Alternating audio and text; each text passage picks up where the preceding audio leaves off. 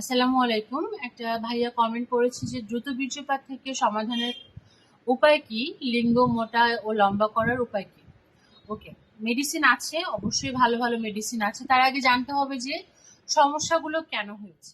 অনেক কারণের মধ্যে একটা কারণ হচ্ছে গিয়ে অতিরিক্ত মাস্টারবেশন, যেটা বিশেষ করে অবিবাহিত ছেলেদের এই সমস্যাটা বা এই অভ্যাসটা বেশি থেকে থাকে, যার কারণে ফিউচারে গিয়ে এই সমস্যাটায় পড়ে তারা, যে না দ্রুত বীর্যপাত হয়ে যাচ্ছে বা পেনিসের আকার ছোট হয়ে যাচ্ছে।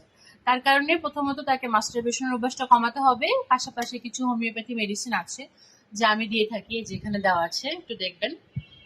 যেরকম কিছু মেডিসিন আছে যেগুলো সেবন করলে এবং ব্যবহার করলে পেনিসের আকার 1 থেকে 1.5 ইঞ্চির মতো বৃদ্ধি পাবে এবং টাইমটা 20 থেকে 25 মিনিটের মতো বৃদ্ধি পাবে স্থায়ীভাবে। অবশ্যই 3 থেকে 4 মাস খেতে হবে।